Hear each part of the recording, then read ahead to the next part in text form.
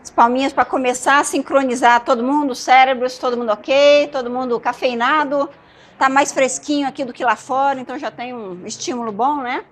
E a outra coisa é que eu vou tentar sempre manter essas aulas depois do horário do almoço um pouco mais curtas, porque eu acho que o horário do almoço, né, depois do almoço dá vontade de deitar naquela rede, né, dá uma lerdeza. Eu também passo pelo mesmo processo, viu? Então, essa aula, na verdade, ela é uma continuação, né, do assunto que a gente estava tratando antes do almoço, que é essa questão de limitações, até onde que vão esses comportamentos, a capacidade de modificação de comportamentos. Então, agora eu vou falar de adaptações e especificamente mais dessas limitações. Bom, só revisando rapidamente, então, esses tópicos que foram cobertos até agora, das aulas passadas, só porque eu vou tentar dar uma amarração nesse final dessa terceira aula agora. A questão do método científico, que nós vimos inicialmente, abrangência da seleção natural, definição do que seria seleção natural, mencionei seleção de grupo, elaboração de hipóteses, como sendo uma coisa muito importante. E aí nós vimos também nessa aula de hoje, mais cedo, a organização do comportamento classicamente considerada entre instinto e aprendizado, e que a gente, então, elaborou uma classificação um pouco mais flexível. E é isso que eu queria tratar agora nessa aula, é mostrar para vocês como que esses diferentes comportamentos vão, então, ser considerados nessas três categorias que a gente trabalhou na aula de hoje mais cedo. Então, nós tínhamos os comportamentos restritos e canalizados, né, na ponta do espectro, os semi-restritos e aqui desse lado, os flexíveis que exigem aprendizado.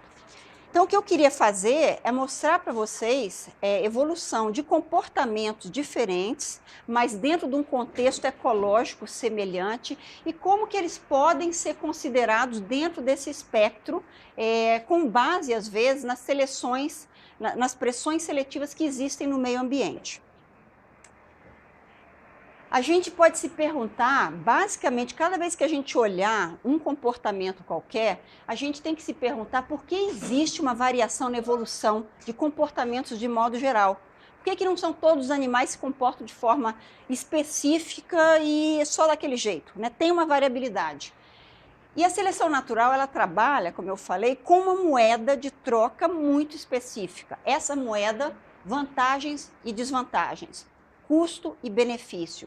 Um comportamento que tem um custo maior, qualquer comportamento que seja, em termos da reprodução daquele animal, esse comportamento vai, então, ser menos favorecido pela seleção, porque menos descendentes vão executar esse comportamento, simplesmente porque ele não é favorável ao indivíduo deixar mais descendentes.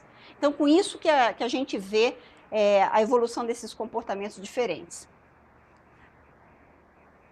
A gente, então, olhando essa questão da razão custo-benefício, a gente pode se indagar sobre as circunstâncias ecológicas que lapidaram o comportamento. Então, aquele exemplo que eu dei para vocês do cachorro que tem um plano bidimensional, né, e não consegue voltar atrás para circunnavegar um obstáculo qualquer, em comparação com o esquilo, nós não estamos falando assim nem de capacidade cognitiva, o cérebro do cachorro é bem maior que o cérebro de um esquilo. Não é isso, mas as circunstâncias ecológicas que essas duas espécies evoluíram é que determina, no final das contas, a forma que o comportamento vai tomar. Então, eu vou dar exemplos aqui para vocês, onde os contextos ecológicos são semelhantes, tá? Então, nós vamos falar de espécies onde você tem um contexto qualquer, por exemplo, é o contexto de forrageamento, é o contexto de predação, o contexto de reprodução. Mas a gente pode considerar que, para espécies diferentes, o grau, digamos, de ameaça ou o grau de custo exigido pode ser diferente. E aí a gente vai ver como que isso vai desaguar em comportamentos que são bem diferentes. Então, vamos começar tratando do contexto alimentar, por exemplo. Então, todo animal precisa encontrar o seu alimento, sua fonte de de energia, né? Nesse caso aqui, eu falei para vocês a questão de que ratos evitam alimentos, então exige um certo aprendizado, e esse comportamento seria semi-restrito. Então, o animal ali tem uma possibilidade de modificação no comportamento. Mas nesse mesmo contexto alimentar, eu posso questionar por que evoluiu um outro comportamento diferente. Por exemplo, nessa ave aqui, nas juruvas, que é da família Momotidae, que é uma espécie onde os filhotes, assim que já eclodiram, sem nenhum tipo de instrução, nunca viram antes, mas eles gostam de comer cobra, tá? Mas se você der para eles uma cobra coral, esses filhotes evitam, não vão bicar essa cobra coral de jeito algum. Então, inclusive, foram feitos experimentos nesse sentido. Então, tem uma experiência bem interessante, uma experiência, um experimento simples, que não exige, não é como eu falo, rocket science, né? É feito por uma pesquisadora chamada Susan Smith, onde ela foi além dessa questão e ela apresentou para filhotes, totalmente sem experiência, filhotes de juruva, varetinhas que eram pintadas dessa forma. Então, uma varetinha pintada dessa forma aqui, com os tracinhos atravessados com essa coloração, dessa maneira aqui, e usando algumas dessas mesmas cores, só que de forma longitudinal, essas listinhas. Adivinha o que ela encontrou? Esses filhotinhos evitavam uma categoria dessas de varetinha. Qual seria? Essa aqui. Aqui era a predição que ela tinha tido para esse experimento. Então, vocês pensem, não só o filhote sabia evitar a cobra coral, como qualquer coisa que parecesse de longe com uma cobra coral, que tivesse as mesmas colorações e que as colorações fossem como anéis ao redor dessa vareta. Então, é o tipo de comportamento bem fechado, bem restrito. E aqui a gente compara com esses ratinhos que têm um comportamento também ligado ao forrageio, mas que tem uma margem maior, digamos, para modificação. Então, com isso aqui, a gente pode se perguntar, né? Esse comportamento, então, aqui é restrito e esse aqui seria um comportamento semi-restrito. Então, a gente se pergunta, por que essa diferença? Então, a gente tem aqui dois exemplos dentro daquelas categorias de espécies, obviamente, muito diferentes, mas dentro do mesmo contexto ecológico, que é forrageio, onde uma espécie desenvolveu comportamento altamente restrito e canalizado, e esse aqui semi-restrito, né, que exige alguma experiência. Por que essas diferenças, então, no desenvolvimento de um comportamento que diz respeito a obter alimento? Qual é a diferença crucial aqui? O risco de morte.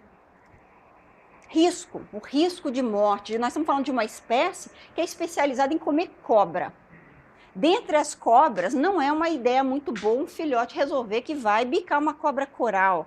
Então, é muito mais interessante em termos evolutivos, interessante também, entre aspas, de que o comportamento seja lapidado nesse sentido, para que o animal evite bicar um bicho que pareça uma cobra coral.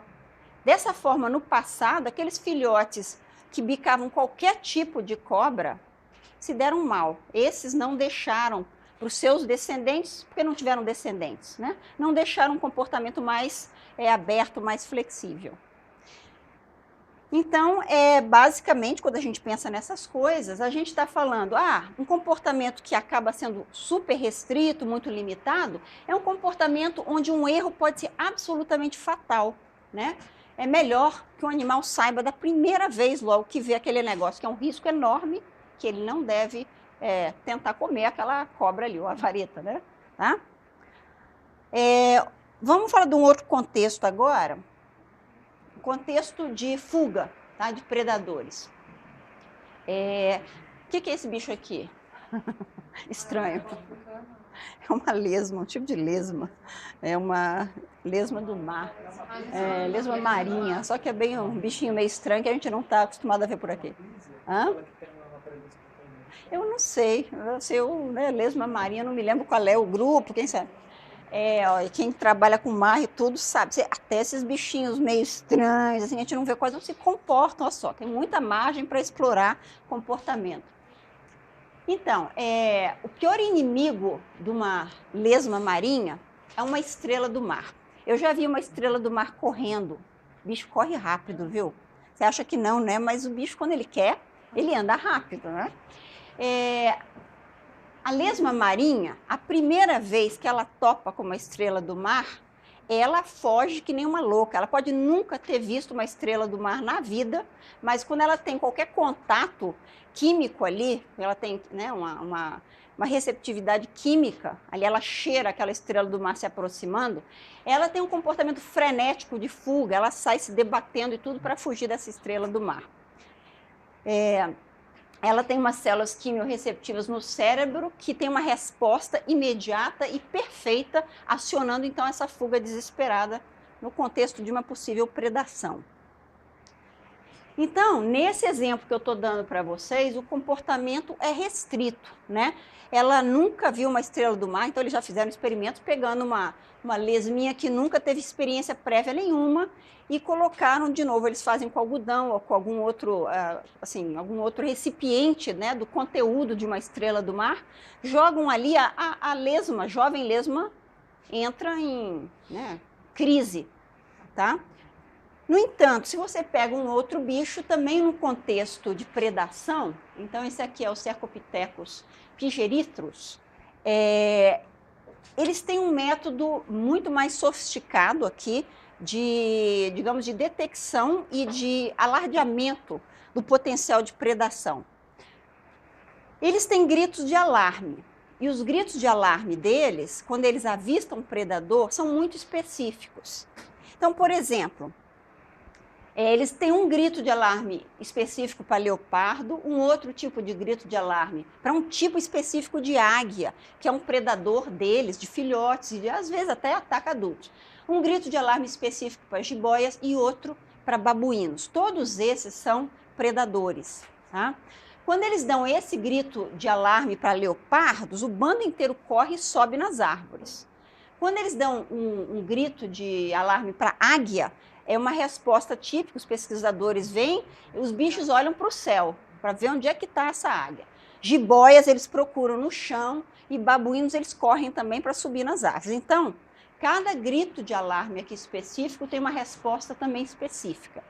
No entanto, eles também descobriram o seguinte, que filhotes desse primata também dão gritos de alarme, mas os gritos de alarme deles são péssimos. São todos trocados, tá? Então, às vezes, nem tem um predador e eles dão um gritinho qualquer de alarme, ou então um leopardo, eles dão de jiboia. Então, basicamente, ninguém presta muita atenção nos gritos de alarme dos filhotes. No entanto, esse comportamento, então, à medida que esses filhotes vão crescendo, eles vão sofisticando e vão acertando cada vez mais. Então, eles chegam na vida adulta com um aprendizado correto sobre esses gritos de alarme aqui. E a pergunta aqui novamente então, tem predadores aqui, que nem a lesma marinha também tem, só que aqui o tipo de resposta ao potencial de predação é completamente diferente. É um tipo de resposta que exige aprendizado. Então, nós aqui temos um comportamento que é um comportamento, digamos que semi-restrito, bastante mais flexível, né? Por quê? Porque aqui não ficou sedimentado, que nem na lesma. Afinal de contas, um leopardo é uma coisa meio mortal, né? E aí? Uma questão, são sociáveis. O que isso leva? No caso? É um nível de proteção maior, né? Eles estão num grupo ali, então não é só ele que vai dar o grito de alarme, né? Tem outros que vão dar o grito de alarme também. Eles podem se dar o luxo, entre aspas, e mesmo assim podem errar de vez em quando, porque vão ter outros ali ajudando a dar os gritos de alarme. E os filhotes, como é que eles se safam disso, afinal de contas? Se eles não sabem é nada. Eles têm uma mamãe. Qualquer coisa, a mãe cata eles ali, arrasta eles árvore acima. Então, o primeiro contato que um filhote desses tem com um predador em potencial não significa morte. significa simplesmente que ele vai levar uns tapas ali, seu idiota, pá, vambora, né? Então, assim, ele aprende e ele não morre com esse aprendizado. Esse aprendizado não tem um custo fatal. Tá? Então, aqui nós estamos vendo por que no mesmo contexto de potencial fatalidade, tem uma diferença, uma margem ali para uma flexibilidade maior. Então, aqui... Professora, talvez a gente também pudesse talvez explicar que o custo de alimentação e manutenção de um território frente a um custo de risco de morte de alguns indivíduos do grupo faz com que eles estejam sempre balanceando isso. Tipo, se vale todo mundo a pena fugir ou não. Cada espécie, eu não sei se eu entendi muito bem a pergunta. Você está perguntando se o custo para indivíduos diferentes seria diferente? Não, quando o animal está sozinho, e ele percebe, o risco dele se ferrar é maior e muda. Grupo, o risco de um indivíduo ser afetado é menor. Então a tendência do grupo é se manter mais estável. Tem um nome, a gente vai tratar um pouco sobre isso nas aulas sobre proteção contra a predação, né? Que é o herd effect, que eles chamam, que é exatamente o fator social que contribui para aumentar essa flexibilização do comportamento frente a um potencial de predação. Também tem a questão do tempo, né? Mesmo do mar e a estrela já estão no mar muito mais tempo do que o macaco e o leopardo. Não acho que é isso, porque mesmo no mar e animais que têm um tempo evolutivo, digamos, maior ou menor, não é esse o fator que acaba contribuindo. O fator realmente que parece que é o fator gatilho em termos de evolução é o risco, é o custo apresentado por aquele negócio ali. Então, não é o tempo evolutivo que vai desaguar num comportamento que seja mais ou menos restrito. É realmente o fator seletivo, né? Então, a gente tem que pensar que o custo de fugir é alto, né? De gasto energético, de perda de vida. Tem que ser assim, tem que ter um custo alto para você ter um comportamento mais restrito, tá? Professora, mas nesse caso a pressão não é tão forte. No caso dos primatas aqui. Mas eles poderiam ser restritos também, né? Pois é, aí é que tá. O comportamento restrito, ele também tem custos envolvidos. Tem custos no sentido de que, bem, se você perde na flexibilidade, você tem uma resposta automática, mas você também não tem a flexibilidade para lidar. Por exemplo, foi um erro que aconteceu, alguém avistou um bicho que não era um babuíno. E aí todo mundo se comporta de uma forma canalizada, foge todo mundo. Isso também tem um custo. E tem um custo, além do custo, também tem a possibilidade de ser, como dizer, parasitado evolutivamente falando. Cada vez que você tem um comportamento que é restrito e canalizado, surge para isso os parasitas que parasitam a falta de flexibilidade daquele indivíduo. Deixa eu dar um exemplo, não sei se isso está claro. A resposta, por exemplo, automática de machos de... acho que abelha, louva-a-Deus e alguns outros, que a resposta que o macho tem de cópula com relação à fêmea. Ele tenta copular com uma coisa que pareça uma fêmea. Então, as flores parasitaram essa resposta automática do macho, porque algumas orquídeas e tudo desenvolveram um formato que se parece muito com uma fêmea. Grotescamente, mas parece. E o macho tenta copular e perde tempo, perde energia, se expõe à predação. Por quê? Porque ele não tem o discernimento também, entre aspas, a flexibilidade comportamental de falar, bem, peraí, isso aqui parece uma fêmea, mas não é. Então, cada vez que você tem um comportamento muito canalizado, ele acaba também tendo um custo envolvido. Então, é esse equilíbrio de custo e benefício que acaba direcionando para onde vai o comportamento final. Não? Professora, quando você estava falando das diferenças das categorias, de flexível, semiflexível e tal, quando a gente falou de linguagem, entrou bastante no semiflexível. Eu não entendi como você faz para caracterizar isso daí como flexível ao invés de semiflexível. É semiflexível. Então, esse daí? Esse aqui. Semiflexível, comportamento de fuga em resposta, não é a vocalização em si, é o comportamento de fuga que evoluiu em resposta a esses riscos, entendeu? Isso. E assim, fica claro também o seguinte, que dependendo de quem olhar o negócio, talvez classificasse isso mais como flexível, entendeu? Essa classificação, pessoal, não é uma coisa rígida, é uma coisa um pouco didática, para mostrar que tem um espectro. Difícil, às vezes, você pegar um comportamento e falar, não, esse aqui vai nessa categoria, na caixinha, né? Enfim, aqui, então, nós temos esse desenvolvimento desse comportamento de fuga em duas espécies, claro, altamente diferentes, um, inclusive um invertebrado, o outro é um vertebrado, né? Mas onde o risco aqui envolvido, um é uma resposta onde se esse bicho não rapidamente correr e fugir, a estrela do mar pega ele, né? Já esse aqui não. Você tem um tempo maior, talvez, de fuga, outros indivíduos ao redor, os filhotes são protegidos pela mãe, então o risco aqui é um pouco menor e dá mais amplitude para um tempo de aprendizado. E também para um tempo, digamos, de aprendizado, até para que o alarme seja bem específico para o tipo de predador, né? Então, tudo isso é uma questão de aprendizado aí.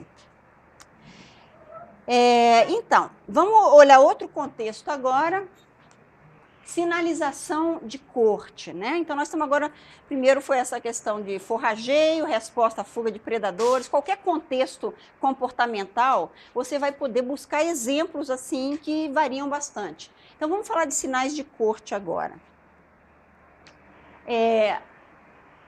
Grilos e aranhas, como eu mostrei para vocês na primeira aula, aquela sequência toda ritualizada, a corte é altamente estereotipada, né? Não tem muita variação. O indivíduo encontra um outro indivíduo do sexo oposto, da idade correta, ele executa aquele ritual de corte exatamente como ele fez a primeira ou a segunda vez que ele executou aquilo. Não tem modificação. Né? Bem ritualizado. É altamente restrito, altamente canalizado. Aí você pega um outro exemplo aqui, aves.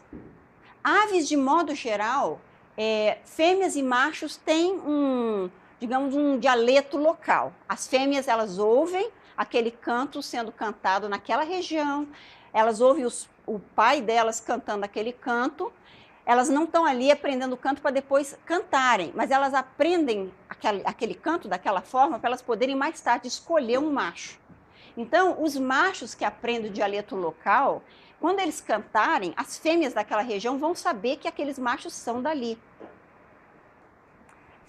Nesse caso aqui, esse é um comportamento que, para o ritual de corte, que é comportamento semi-restrito, envolve algum grau de aprendizado, tanto por parte dos machos, quanto por parte das fêmeas. Um macho que não cante o canto daquele local, dificilmente vai ter sucesso reprodutivo ali. As fêmeas não vão falar, não, isso aqui é um forasteiro, não estou interessado em você, porque você canta um pouquinho diferente, aqui eu não estou afim. É assim. Então, às vezes, até isso, em termos de manejo, é um problema, porque muitas aves são criadas em cativeiro, aprendem, às vezes, vocalizações que nada tem a ver com o local onde elas vão ser soltas depois, e essas aves nunca vão reproduzir. Não porque elas não têm aptidão para reproduzir, mas porque elas não conhecem o canto regional. Tem algum jogo de futebol acontecendo? O que está acontecendo? Sempre suspeito.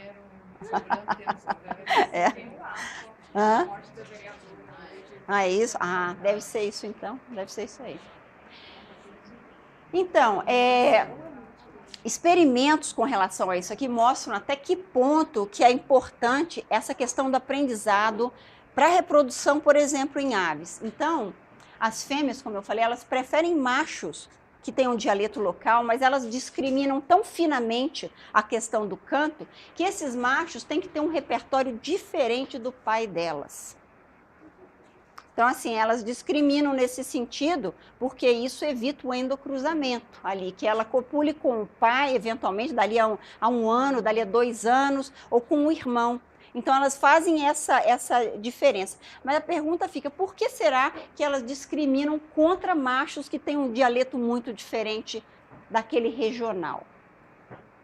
A seleção para a especificidade daquele ambiente. Especificidade do ambiente, que isso pode ser importante ali, um macho que... não apto naquele local.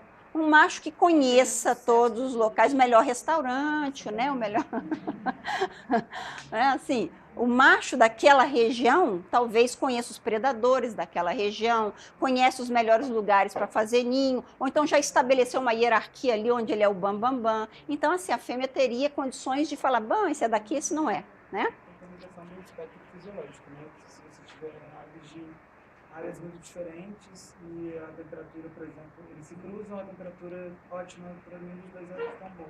Todo mundo ouviu aqui o que ele falou? É difícil, né, ouvir aí atrás. A compatibilidade fisiológica, às vezes, né? Um indivíduo que está mais bem adaptado localmente às condições locais, até climáticas, de temperatura, etc. e tal, pode ser um indivíduo que seja mais interessante para uma reprodução. Então, tudo isso, obviamente, se baseia na capacidade que esses animais aqui têm de fazer esse tipo de aprendizado. Então, o canto é um comportamento que exige uma base, né, ali, biologicamente restrita, mas que teria, nesse caso aqui, também uma flexibilidade de aprendizado. Então, aqui, nesse caso, nós temos o mesmo contexto ecológico, aqui a gente falando corte, né, reprodução, onde a gente tem possibilidades de algumas espécies, tantas aí, né, de modo geral, invertebrados pequenos, de vida curta, teriam comportamentos restritos e canalizados, e outros organismos desenvolveriam comportamentos um pouco mais flexíveis.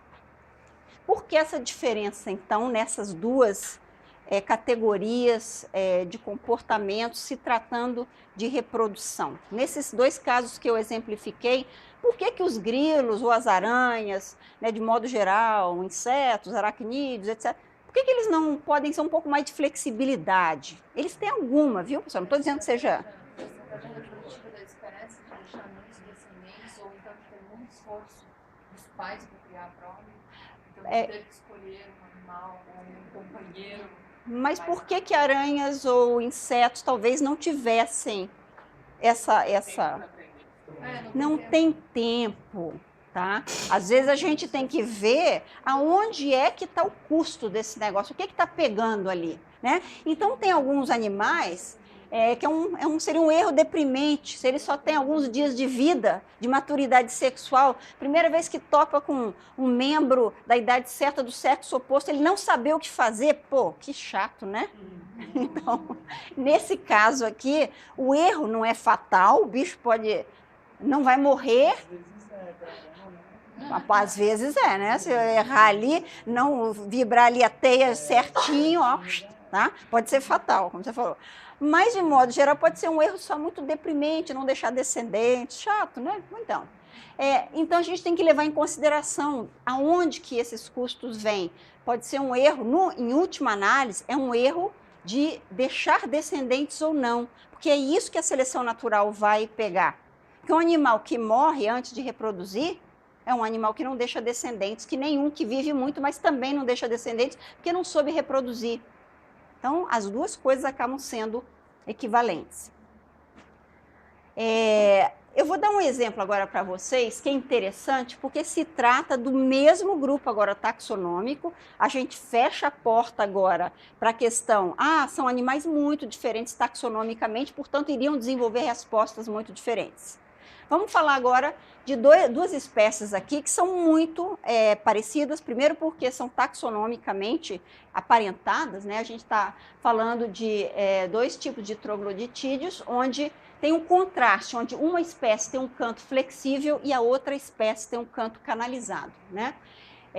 Como que isso surgiu para duas espécies que não só são aparentadas taxonomicamente, mas também têm contextos ecológicos muito parecidos? As cambaxirras, eu já falei, né, família trogloditida, e as exigências ecológicas que são semelhantes. Então, aqui, para a primeira espécie, eu só botei a mesma figurinha para as duas, mas elas, trogloditídeos, de modo geral, têm essa carinha, né, cambaxirras, de modo geral. Alguns têm um biquinho mais comprido, são maiorzinhos, mas, de modo geral, tem essa carinha aí. Essa primeira espécie, ela vive em brejos alagados, que são alagados permanentemente, e os indivíduos se situam nesses brejos e lá permanecem ao longo da vida, reproduzem nesses brejos.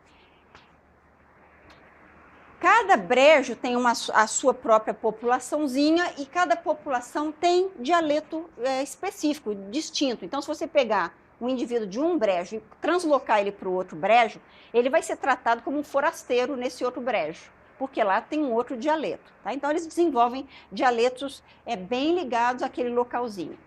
Nesse caso aqui, essa espécie desenvolve ou tem cantos que são muito estereotipados. Não tem muitas variações, tá? E pouca flexibilidade. Então, por isso, se você pegar um bichinho de um brejo e levar para outro, ele ali não vai nem aprender coisa nenhuma, não vai mudar o canto dele para se adaptar nem nada, e vai ser rejeitado ali. Então, essa espécie tem essas características. Já a segunda espécie, que é também uma cambaxirrazinha muito parecida, também vive em brejos, só que essa espécie vive em brejos que secam periodicamente. Então, são brejos que não são permanentes. Nesse caso aqui, esses bichos acabam sendo nômades. Então, quando seca o brejo, o bicho levanta, vai embora, faz a mala, bom, tchau, estou indo para a rua arrumar outro brejo, se manda, tá? Então, eles são nômades. Nesse caso aqui, essas populações, nesses brejos todos, não têm dialetos distintos. Então, cada brejo é um pouco uma muvuca ali de cantos diferentes. Eles todos, é uma espécie, é a mesma espécie, né? Então eles cruzam entre indivíduos, tudo, mas essa espécie tem um canto que começa com um segmento estereotipado e o restante do canto tem uma terminação variável. Então é completamente diferente do canto daquela primeira espécie, né? E aí fica a pergunta, você está estudando essas duas espécies, são super parecidas. Aliás, tem espécies que a gente vê na natureza, que nem as helênias, né? Que, para se distinguir uma da outra é impossível, tá? Você tem que ver o canto, não sei o quê, por quê? Porque são muito parecidas, um trocinho, né? Por que essa diferenciação? No caso aqui, esses indivíduos de espécies diferentes, eles não se misturam, eles sabem exatamente, não, você não é da minha espécie, eu sou dessa espécie aqui, porque um tem um canto de um tipo estereotipado, a outra tem um canto que tem um segmento estereotipado e uma parte variável. Mas a pergunta é, por que uma espécie tem esse canto estereotipado e a outra espécie tem um canto que não é tão estereotipado, é mais... Porque como ela é nômade, ela tem que ficar indo com um pro outro. Então, se tivesse sempre o mesmo canto, ninguém ia conseguir reproduzir nunca. Ia ser difícil o negócio ali, né? Então, o que acontece? A circunstância ecológica, que a pressão seletiva aqui é o fato, um brejo que seca, esses indivíduos têm que ir embora, têm que ocupar outros brejos, onde eles nem sabem quem que eles vão estar encontrando nesses outros brejos. Tem que ter uma forma, né, essa espécie de comunicação ali, que seria, esse cara começa com essa parte do canto aqui que nem eu, só tá a minha espécie. O outro já não são nômades, eles permanecem na mesma população uma vida inteira, tá? Então aqui a gente vê que duas espécies taxonomicamente aparentadas, muito parecidas em circunstâncias, inclusive ecológicas, vivem em brejos, mas uma pequena diferença no tipo de brejo é suficiente para determinar esse contraste de como que o comportamento evoluiu. Então, são pressões mesmo seletivas. E eu gosto de voltar aqui para os nossos exemplos interessantes aqui, de um desenvolvimento restrito agora de canto, onde a gente tem o chopin, que é parecido com os cuculídeos. Meu marido estava aqui assistindo a primeira aula, né? Ele veio aqui para ajudar o negócio. Aliás, Carlos, ele agora disse que você está por conta aí, você sabe, né? Tá bom. Ele até me perguntou, mas o que é essa história aqui? O que é cuculida? Ele é engenheiro. Então, eu expliquei para ele, etc., o que é parasita social. Todo mundo sabia, quando eu falei cuculidae, não, porque tem gente que trabalha com aves, que já foi para o campo. Se vocês não souberem, pessoal, falem, tá? Porque às vezes eu assumo que o pessoal já sabe. Mas, então, essa família aqui, Icteridae, tem também alguns bichos que são menos especializados em termos de parasitismo social, mas tem, né? O chopin é um parasita social. No caso aqui, a gente tem aquele mesmo negócio, parasitismo, onde você vê aqui uma postura, o parasita coloca o seu ovo ali, o filhote eclode, você tem aquela situação do hospedeiro aqui alimentando um filhote que obviamente não é seu, tem um custo muito grande esse negócio. E a gente também tem a evolução de características aqui, onde você vê que tem comportamentos aqui super restritos que ocorrem por uma necessidade ecológica evolutiva. Então, o macho, quando ele chega na idade dele cantar, que ele está sexualmente maduro, ele canta. o canto que é da espécie dele. E a fêmea reconhece esse canto quando ela nunca ouviu esse canto na vida, não é? Então, assim, nós vamos ter também exemplos, assim, inúmeros ao longo da disciplina que eu vou falar para vocês de um comportamento que a gente tem que se perguntar, nossa, que coisa absolutamente espantosa. O indivíduo nasce, entre aspas, sabendo fazer alguma coisa, né?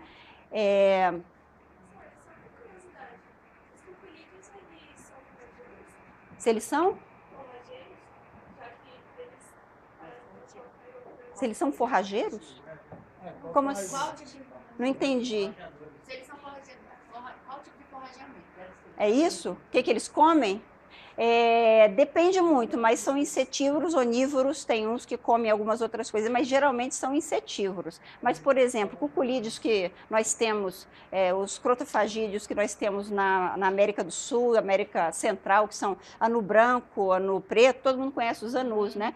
Eles comem de tudo, você pode imaginar, até filhote de passarinho eles comem, mas comem inseto também, né? Então, oi? Eles comem cobra, eles são bem onívoros, bem generalistas. Mas nessa espécie de cuculídeo, a fêmea ela come alguns ovos, né? Tá, esse aqui não, eles não são, eles são pterídeos, Aqui no caso, muitas vezes, a própria fêmea, quando vai depositar o seu ovo, às vezes ela quebra algum ovo, ou retira algum ovo daquela postura do hospedeiro e coloca o seu, tá? Tem casos disso também. Então, como eu falei para vocês, eu prometi para vocês que essa aula ia ser muito curtinha, que eu só ia fazer esses exemplos, mas eu queria falar um pouquinho do custo da flexibilidade. Nesse caso aqui, o bicho precisa ter um comportamento restrito, porque se ele não tiver, ele não vai reproduzir. Então, se circunstâncias evolutivas que levaram a esse tipo de história de vida, de parasitismo total, né, onde o indivíduo bota o ovo ali, a mãe nunca mais vê o seu ovo, nem o seu filhote, nem coisa nenhuma, e o filhote cresce na presença de hospedeiros de outra espécie. Se ele adotasse o comportamento dos hospedeiros dele e tivesse o imprinting em cima do hospedeiro, ele jamais iria reproduzir. Então, teria um custo muito alto ter uma flexibilidade comportamental nesse caso. Então, aqui nós estamos vendo exatamente o custo da flexibilidade. Nesse caso, o indivíduo que aprendesse o canto da espécie que está hospedando ele ali, ele ia crescer, ficar grandinho, cantar aquele canto ali, ninguém ia chegar para ele, né? Mas fora. Ia ter um custo alto, tá? Então, esse custo que a gente fala da flexibilidade tem os dois lados. Tem o custo, né, de ter um comportamento semi-restrito e o custo de ter uma flexibilidade comportamental. Alguns desses custos, e só assim de uma forma bem geral, seriam a habilidade de adquirir, guardar e usar essa experiência. Então, isso exige um cérebro com uma capacidade para isso, né, de ter essa experiência, de modificar o comportamento e de estocar esse comportamento para poder comparar a memória da execução e o resultado de um comportamento qualquer com o que está ocorrendo agora, por exemplo. E esse custo é um custo fisiológico, então não é como se não tivesse nenhum custo. Manter esse cérebro é um custo muito alto. Então, no caso, por exemplo, nós que temos o maior cérebro dentre todas as espécies, o nosso cérebro é só 2% do peso do nosso corpo, no entanto, ele exige 15% do output cardíaco e 20% do oxigênio. Então, você imagina que é um custo altíssimo, porque danos causados ao cérebro, obviamente, vão ter consequências muito graves, porque todo o comportamento de uma espécie tão complexa quanto a nossa depende, em grande parte, desse cérebro estar bem alimentado, bem oxigenado, sem danos, tá? Então, claro, nós temos toda essa flexibilidade comportamental maravilhosa que caracteriza a nossa espécie, mas a gente está pagando, tá? Não vem nada de graça.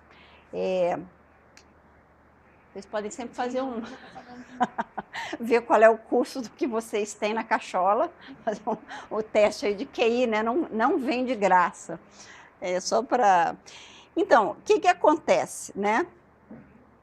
Se a gente tem uma alta flexibilidade comportamental, a gente pode desenvolver, inclusive, comportamentos que são biologicamente prejudiciais.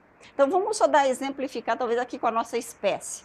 Nós podemos escolher, em grande parte, como nós vamos nos comportar, né? Como é que nós vamos executar certas coisas? Nós temos escolhas que nós podemos fazer. Será que nós podemos fazer escolhas que são prejudiciais, assim, biologicamente falando? Aqui a gente está falando de um custo biológico, que seria o custo reprodutivo, tipicamente. O que é que nós podemos fazer que pode ser um prejuízo do ponto de vista da seleção natural? Não reproduzir, tá? É um custo alto, biologicamente falando, isso daí, tá? Nós podemos optar em não reproduzir. Ponto de vista evolutivo, que péssima ideia, tá? Então, nós temos vários exemplos dessa categoria aqui, porque são comportamentos que levam a uma diminuição do sucesso reprodutivo individual. Então, qual é o custo da nossa flexibilidade? É diminuir nosso sucesso reprodutivo, que é a meta biológica de todo ser vivo, é reproduzir. Ok?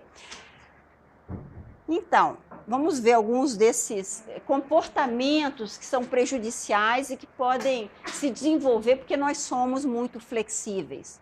Aversão a alimentos, né? Talvez a história da caipirinha, minha aversão à caipirinha não fosse uma coisa ruim, mas se fosse algum outro tipo de alimento mais saudável do que uma caipirinha, poderia ser uma coisa prejudicial. Então, tem crianças que desenvolvem aversão a certos alimentos ou que se determinam, não vou comer isso, não vou comer aquilo. Eu tenho um sobrinho que passou a vida inteira comendo aqueles franguinhos só do McDonald's, né? Só isso que ele comia, não comia mais nada, ou não come algum outro item alimentar. É prejudicial, mas se baseia na disponibilidade de escolhas e na decisão, né, de não comer determinado alimento. Tá? Métodos anticoncepcionais. A gente, quando usa métodos anticoncepcionais, nós estamos frustrando a nossa biologia, que tem como meta a reprodução. Então, seria outro exemplo do custo da nossa flexibilidade, ou não, né? Depende de como a gente quiser encarar, obviamente. Eu vou dar um exemplo agora, não da nossa espécie. Eu falei para vocês da questão que... Não falei sobre infanticídio. Não, né? Ainda. Falei fratricídio. Não foi? Tá. Eu falei, verdade, mas eu falei dos langos, não foi? Porque às vezes eu confundo qual espécie que eu já mencionei. Eu falei de várias espécies. Bem, em langos, eles verificaram o seguinte, que o infanticídio ocorre, né, quando um macho invade um grupo, etc., ele trata de matar todos os filhotes, mas o lango, ele tem uma certa flexibilidade comportamental ali. E o que acontece? Quando ele, assim como aqueles ratinhos que eu exemplifiquei, quando ele copula com determinada fêmea, quando a fêmea, então, tem um filhote, depois que ele invadiu o grupo, ele copula com uma determinada fêmea, quando aquela fêmea produz um filhote, ele não mata aquele filhote. Tá? Então, ele tem flexibilidade comportamental. Mas tem um custo isso daí. Tem um custo pelo seguinte, a fêmea, muitas vezes, quando o macho invade o grupo, ela já está prenha de outro macho que estava ali. Então, ela vai lá e copula com aquele macho. Tá? Então, o que acontece? O filhote dela, mais tarde, não é morto por aquele macho. E ele acabou de pagar um custo pela alta capacidade que ele tem de memória e flexibilidade comportamental. Porque aí ele vai criar aquele filhote como se fosse dele. Ele vai ajudar na criação daquele filhote, não vai matar aquele filhote. Então, aqui é um exemplo de um custo comportamental que se deve justamente à memória, flexibilidade comportamental, de fazer ajustes no comportamento. Ok? Então, pessoal, essa é a finalização da primeira aula. Nós acabamos aqui, basicamente, nessa aula aqui em particular, né, eu vou falar, a organização dos grupos, eu vou pegar a listagem para a gente passar aqui. Os comportamentos que têm contextos ecológicos semelhantes, mas graus diferentes de ameaça, e que isso leva, então, a uma seleção de diferentes respostas com maior ou menor grau de flexibilidade. Tá? E que a flexibilidade tem o seu custo envolvido. Nem todo comportamento é melhor só porque é flexível e nem todo comportamento é pior porque não é flexível. Depende do contexto ecológico. Então, a primeira e a segunda aula eu espero que tenham levado esse entendimento para vocês de como que comportamentos se desenvolvem dependendo do seu contexto, tá? Antes de a gente falar sobre os grupos, eu queria saber se vocês têm perguntas. Sim. O comportamento flexível, ele abre mais porta para adaptação? Se ele teria maior chance de sofrer pressões e se adaptar, o que é mais flexível. Seria mais fácil para comportamentos flexíveis se adaptar. Olha, possivelmente, eu estou pensando no contexto mais de mudança, por exemplo, climática global, e talvez comportamentos que tivessem uma maior diversidade de possibilidades, ou que os custos não fossem tão grandes. Por exemplo, tem populações de aves que têm mais tolerância, digamos, a ruído. Um exemplo, eu tenho uma aluna que está trabalhando com isso agora. Então, assim, a maior robustez daquela espécie em particular para tolerar ruídos, então ela tem uma capacidade, às vezes, de adaptação maior ali, ela tem maiores chances a longo prazo de ter adaptações e sobreviver num ambiente qualquer. Então, eu diria talvez que sim, mas eu não vou fechar essa porta aí, porque eu tenho certeza que tem exemplos contrários, né? Mas, oi. Os comportamentos restritos e penalizados, eles têm uma grande pressão, claro, para a seleção deles, mas a origem inicial deles é um entendimento aleatório, realmente, eles aleatoriamente surgiram na população e como a pressão foi muito grande para eles, eles foram proibidos e lapidados. Às vezes, sim. Às vezes um comportamento surge por uma razão e ele é, digamos que, pescado pela seleção natural para poder fazer uma outra função qualquer, porque até diminui o gasto energético para aquela outra função. Então, eu diria que sim, que muitos comportamentos surgem para uma coisa, dizem, por exemplo, acho que com até voo, penas de aves, etc., que surgiram por uma razão e, eventualmente, foram pegas pela evolução para terem uma outra função. Então, eu diria que muito possivelmente sim. Tem comportamentos, por exemplo, seleção sexual, uma sinalização, às vezes, que ocorre, por exemplo, indivíduos, fêmeas e machos que comem alimentos de um certo tipo e esses alimentos são vermelhos. Então, as fêmeas vão comer esse alimento vermelho. Às vezes surge em algum macho na população uma mancha vermelha. E aí esse macho tem um sucesso reprodutivo enorme. Acaba que essa mancha vermelha começa a se fixar na população como uma sinalização para a corte. Então, ele surgiu por uma outra razão qualquer e ligada num outro contexto. Então, eu diria que sim, é bem possível. Tá? Pessoal, então, terminar com isso aqui e eu vou ver com vocês agora. Eu gosto demais do Richard Dawkins, né? Ele é bom. Vocês sabem que ele veio ao Brasil, né? Ele veio num congresso em 2009, na Animal Behavior Society, eu organizei lá em Pirenópolis, e ele veio, foi muito, muito, muito legal. Nunca na minha vida, como estudante, quando eu li o livro dele... Qual congresso? Do Animal Behavior Society, que eu organizei em Pirenópolis. Aí eu convidei ele, e ele veio. E assim, eu nunca na minha vida imaginei, quando eu era estudante, que eu ia poder sentar na mesa com ele.